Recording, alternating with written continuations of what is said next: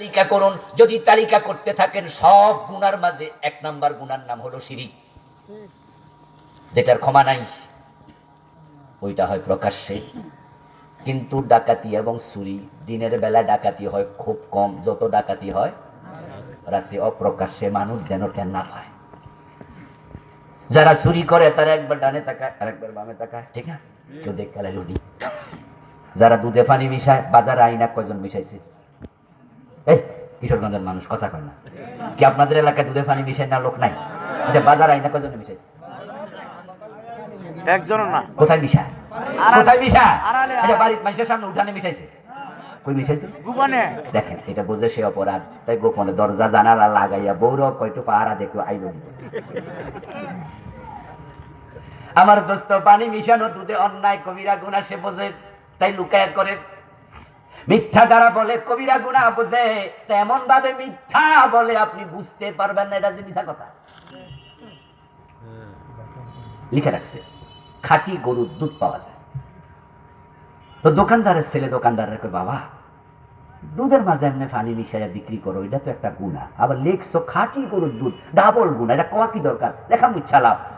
বলার বাপ কয়, তুই আমার চেয়ে বেশি বুঝস? আমি কি লিখছি বুঝস? আমি কিন্তু দুধ খাঁটি লিখি নাই, লিখছি গরু খাঁটি। এজন্য খাঁটি শব্দ কিসের আগে লিখছে? খাঁটি গরুর দুধ পাওয়া যায়, গরুর খাঁটি দুধ, এটা তো আমি লিখিনি। মিথ্যা এমন ভাবে বলে যে মিথ্যা কথা বুঝবেনি না। আমরা যারা ঢাকা শহরে থাকি, আমরা না খাঁটি দুধ খুব একটা পাই না ঢাকায়। এই জন্য গ্রামগঞ্জ থেকে দুধ নেই, শ্বশুর বাড়ি থেকে যদি দুধ দেয় তাহলে খুব খুশি হইয়া খাই, এবং খাওয়ার সময় মনে একটা তৃপ্তি থাকে, যাক ভেজাল বিহীন দুধ খাইছি। কারণ ঢাকা শহরে দুধের মাঝে বুড়ি গঙ্গার পানি থাকে না, এমন দুধ খুব কম। এমন ঘটনাও শোনা গেছে দুধের ভেতরে চিংড়ি মাছ লাভ দিচ্ছে। দুধে পানি মিশানোর সময় চিংড়ি দিতে যায়, লাভ দিছেন নাকি? এক দুধ ক্রেতা বলতেছে, এই ভাই চিংড়ি লাভ দিছে, তুমি পানি মিশাইছো? আল্লাহর কসম মিশাই নাই। তো চিংড়ি কোত্থেকে আসলো? গরু মনে কচুরি পানা খাইছিল। এর দোষ নাই, দোষ কার? গরু কচুরি পানা খাইছে আর ওলান দিয়া চিংড়ি মাছ পাইছে। দেখেন আপনি, চুরি করে গোপনে, মিথ্যা বলে গোপনে, ডাকাতি করে গোপনে, দুধে পানি মিশায় গোপনে, সব অপরাধ গোপনে। কিন্তু মাজারে গেলে দেখবেন দিবালোকে সেজদা চলছে, শিরিক করে দিনের বেলায় প্রকাশ্যে। শুধু মাজারের সেজদা না, অধিকাংশ শিরিক প্রকাশ্যে হয়। যেটা সবচেয়ে জঘন্য, এটা চলছে এই দেশে প্রকাশ্যে। আচ্ছা, আপনারা যারা গণকের কাছে হাত দেখান, হস্তরেখা দেখাইয়া গণকের কাছ থেকে জানে আমার সামনের সপ্তাহের খবর কি, ভিসা লাগবে কি লাগবে না, এটা জানার জন্য গণকের কাছে যায়, জিজ্ঞাসা করে যে আমি পাসপোর্ট জমা দিছি, ভিসাটা লাগবে নি বলেন তো। এই যে গণকের কাছে, ঠাকুরের কাছে, হস্তরেখা বিশেষজ্ঞের কাছে গেলেন, এটা কি শিরিক নয়? এটা কি গোপনে জানা প্রকাশ্যে যায়? যারা দোকান খুলছে তারা কি গোপনে খুলছে না প্রকাশ্যে? একবারে লিখে দিছে, বসুন্ধরা শপিং মলে বাবা লিটন দেওয়ান বসে আছে, তিনি অতীত ভবিষ্যৎ ভূতপূর্ব সব জানেন। নাউজুবিল্লাহ পড়েন। আর উনার কাছে লোকজন যাচ্ছে ভবিষ্যৎ অতীত জানার জন্য। অতীত না হয় জিনের মাধ্যমে জানলো, কিন্তু ভবিষ্যৎ তো জিন দিয়েও জানা যায় না। একমাত্র এলেম আছে কার? আল্লাহ। গায়েবের মালিক কে? জোরে বলেন, গায়েবের মালিক কে? আপনি কেমনে বেটার কাছে জানতে গেলেন? মানুষ কত অজ্ঞ, কত অজ্ঞ। পত্রিকায় আধা পৃষ্ঠা দেখি রাশিফল প্রকাশ পায়, যেখানে পত্রিকায় বিভিন্ন অ্যাডভার্টাইজ দিতে গেলে মাত্র এই যে এক আঙ্গুল পরিমাণ এদিক সেদিক, তাও দেয়া লাগে 3000 5000 টাকা ফি। ছোট্ট একটা অ্যাডভার্টাইজ, তারা হিসাব করে অক্ষর, বুঝেননি? 100 অক্ষর এত টাকা, 150 অক্ষর এত টাকা। যেখানে পত্রিকায় অ্যাড দেয় অক্ষর হিসাব করে, সেখানে আধা পৃষ্ঠা পয়সা লাগে নাই। দেখবেন যে সেখানে রাশিফল প্রকাশ, কুম্ভ রাশি, কর্কট রাশি, কন্যা রাশি, তুলা রাশি। তারপরে দেখবেন যে লিখতেছে যাদের তুলা রাশি আগামী সপ্তাহ তাদের ভালো যাইবে। তুলা রাশিওয়ালা তাড়াতাড়ি খোঁজে, আমার খবর কি দেখ। আচ্ছা, পত্রিকাওয়ালা কেমনে জানলো আগামী সপ্তাহ আপনার ভালো যাবে?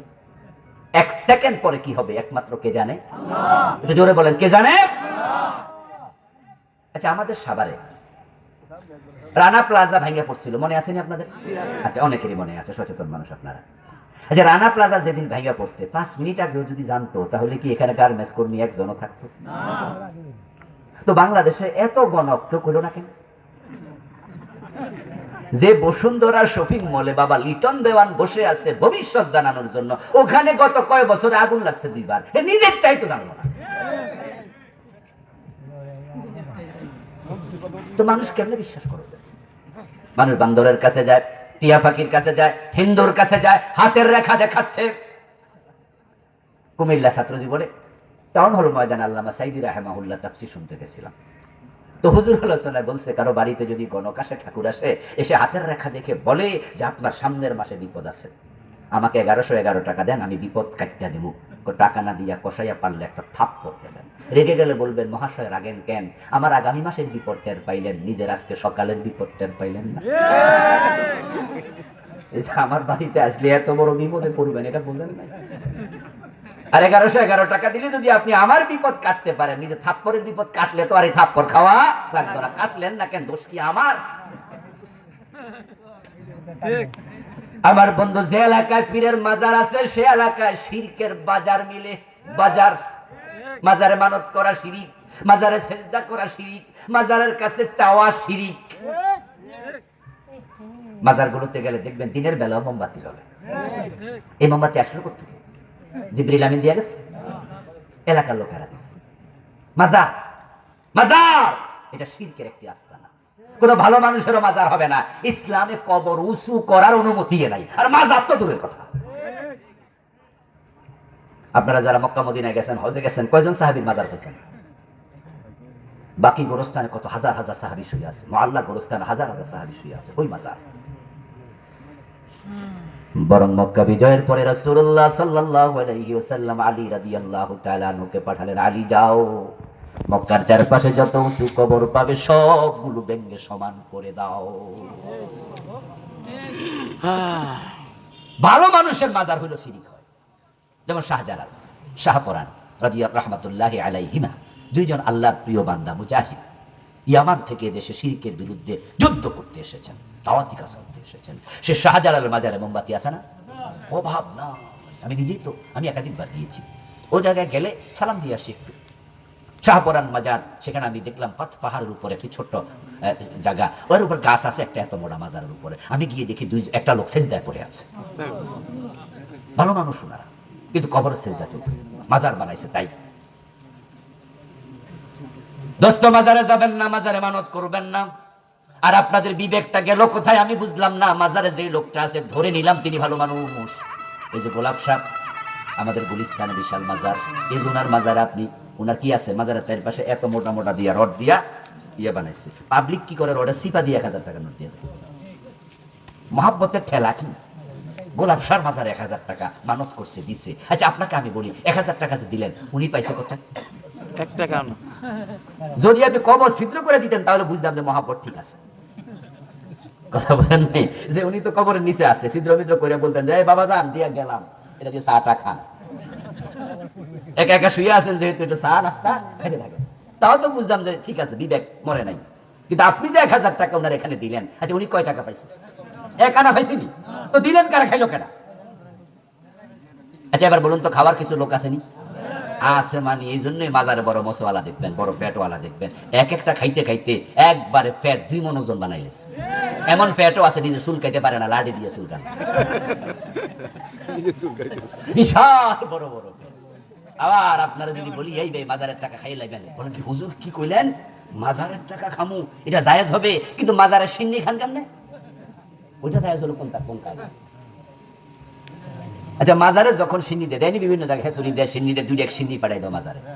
এখন মাজারের সিন্নি আসার পরে মাজারের খাদেম কিন্তু পাবলিকরে ডাকে, এই আসেন, এই আসেন, মাইকও কয় সিন্নি আসে খেয়ে যান। আমার মাস্টার হলো টাকার সময় ডাকে না কেন? যখন মাজারের দান বাক্সা খোলে কয়দিন ডাকছে, এই টাকা নিয়ে যান, ওই দিন কারোর ডাকে না, কারণ টাকা রাখার জন্য ব্যাংক আছে। যদি সিন্নি রাখার ব্যাংক থাকতো সিন্নির জন্য ডাকতো না, সে একা সব খাই যেত না, ব্যাংকে সিন্নি রাখে পরে লইয়া লইয়া। প্রিয় ভাইয়েরা, শিরকের ব্যাপারে সাবধান হবেন। শিরিক চলছে যেখানে সেখানে। যখন হিন্দুদের দুর্গা পূজা আসে তখন বাংলাদেশে আর একটা শিরক শুরু হয়। পত্র পত্রিকা, টেলিভিশন চ্যানেল, সব জায়গায় দেখবেন একটা স্লোগান, ধর্ম যার যার, উৎসব সবার। এ কথা বললে ঈমান শেষ। এই স্লোগান আল্লাহর কোরআনের 100 ডিগ্রি 100% উল্টা, 180 ডিগ্রি উল্টা, একবারে বিপরীত। কোরআনের স্লোগান হলো লাকুম দীনুকুম ওয়ালিয়া দীন, তোমাদের ধর্ম তোমাদের, আমার ধর্ম আমার, দুইটা এক না, আলাদা। তাহলে স্লোগান তো হবে ধর্ম যার উৎসব তার। কিন্তু দেখেন কিভাবে স্লো পয়জনিং করছে। একটি হাদিস আছে, কালান নবী সাল্লাল্লাহু আলাইহি ওয়াসাল্লাম আশ-শিরকু আখফা মিন দাবিমিন নামলি আলা সাফাইন সাউদা। প্রিয় নবীজি বলছেন শিরক হলো কালো কাপড়ের উপরে ছোট্ট কালো পিঁপড়ার চেয়ে আরো চিকন। শয়তান এমন ভাবে শিরিক ঢুকায় দেবে, এটা যে শিরিক তুমি বুঝতেও পারবা না, সাবধান যদি না থাকো। আখফা ইসমে তাবদীল সুপারলেটিভ ডিগ্রি, অধিক পাতলা অধিক চিকন। মিন দাবিবিন নাম আলা সাফাই সাউদা, নিকশ কালো কাপড়, এর মাঝে একটা কালো ছোট্ট পিঁপড়া ছেড়ে দেন, খালি চোখে সবাই দেখবে? কাপড়ও কালো, পিঁপড়াও কালো, আবার ছোট্ট। এটা যদি হাঁটে বুড়া মানুষের দিলে তো দেখবই না। আর আমরাও তো দেখবো না, একবার ফোলাপান যেগুলা খাওয়ার তার তাজা, হেরাও তো অনেক কষ্টে দেখবে। রাসূল বলে শিরিক আরো চিকন। এই যে ধর্ম যার যার উৎসব সবার, এই স্লোগান শুনলে মনে হয় যেন এটা হচ্ছে একটি একবার উন্মুক্ত মনাদের স্লোগান। হিন্দুদের দুর্গা পূজা হয়, অসুবিধা কি? আমরা একটু গেলাম, আমরা একটু একসাথ হলাম, একটু আনন্দ করলাম। আস্তাগফিরুল্লাহ আস্তাগফিরুল্লাহ। হিন্দুদের দুর্গা পূজা, তারা যে মূর্তি পূজা করছে, এটা হালাল না হারাম? হালাল না হারাম? ছোট হারাম না বড় হারাম? ইন্না শিরকা লা যুলমুন, বড় নিকৃষ্ট কাজ। যারা মূর্তি পূজা করছে, মানুষগুলো জান্নাতের দিকে যাচ্ছে না জাহান্নামের দিকে। তো জাহান্নামীদের দলে গিয়ে কিসের আনন্দ তোমার?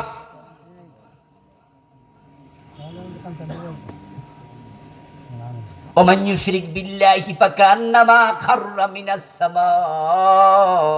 আমার কষ্টটা কোথায়? হিন্দুদের সাথে আমাদের কোনো ঝগড়া নাই। বাংলাদেশে হিন্দু বৌদ্ধ মুসলিম আমরা সবাই এক বাজারের তরকারি কিনে খাই, এক মার্কেটে চলি, মার্কেট করি। আমাদের পাশের বাড়ি হিন্দু যদি বিপদে পড়ে আমরা দৌড়াইয়া যাই। কোনো হিন্দু অ্যাক্সিডেন্ট করলে প্রয়োজনে আমরা রক্ত দিয়েও সাহায্য করি। হিন্দুদের সাথে আমাদের কোনো বৈরিতা নাই, সংঘর্ষ নাই। কিন্তু তাদের হিন্দু মূর্তি পূজা, এটা তো সাপোর্ট করা যায় না, কারণ যারা মূর্তি পূজা করে তারা জাহান্নামে যাচ্ছে। আর আমি একজন মুসলমান, কাউকে জাহান্নামে যেতে দেখে আনন্দ করতে পারি না।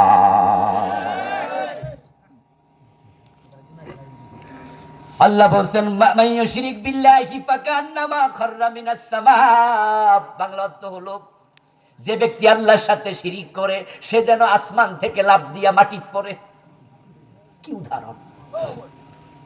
আচ্ছা, আপনাদের কিশোরগঞ্জ বাজারে কেউ যদি 6 তলা বিল্ডিং এর ছাদ থেকে লাফ দেয় আর আপনি দেখতে পান কেউ লাফ দিচ্ছে, আপনি কি হাততালি দিবেন? তার ধন্যবাদ দিবেন? উৎসাহ দেবেন? লাফ দেখবেন? বরং আপনি তাকে বাধা দেবেন, বলবেন এই ভাই লাফ দিস না, এই লাফ দিস না, কি হয়েছে তোর, মরে যাবি, এই কে আছে বাড়িতে, তাকে ধরো। একটা মুরগির বাচ্চা যদি আমাদের চোখের সামনে পানিতে পড়ে মরে, আমরা খানা দানা বন্ধ করে এটা বাঁচাইতে যাই, ঠিক না?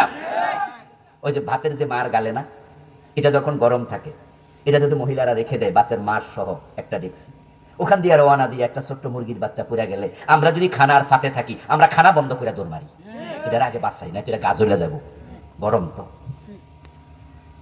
যে লোকটা শিরিক করছে সে জাহান্নামে চলে যাচ্ছে, সে আসমান থেকে লাফ দিছে। 6 তলা বিল্ডিং এর ছাদ থেকে লাফ দিলে আপনি বুঝেন যে পড়লে এই লোকটার হাড্ডি গুড্ডি ভেঙে যাবে, মাথা ঘাট মটকে মরে যাবে। এই জন্য আপনি বলবেন লাফ দিস না, ও বেটা লাফ দিস না। আর আসমান থেকে লাফ দিলে কি খবর হবে? এখন যারা শিরিক করে, মূর্তি পূজা করে, কথা ছিল আপনি তাদেরকে উৎসাহিত না কইরা পারলে তাদের কাছে গিয়ে বলতেন যে ভাইরা, এই মাটি দিয়া মূর্তি বানায়া মূর্তির কাছে মাথা নত করো না, মূর্তির এই মাটি, ওই মাটির মালিক আল্লাহর কাছে মাথা নত করো। ইবাদতের মালিক কে? তোমরা যে মূর্তির ইবাদত করছো, পূজা করছো, তারা ইবাদতের মালিক না, কিন্তু মাটি, এগুলো মাটি, এগুলো মাটি। কিন্তু আমাদের মুসলমানের সন্তানরা কি করে? ধর্ম যার যার, উৎসব সবার।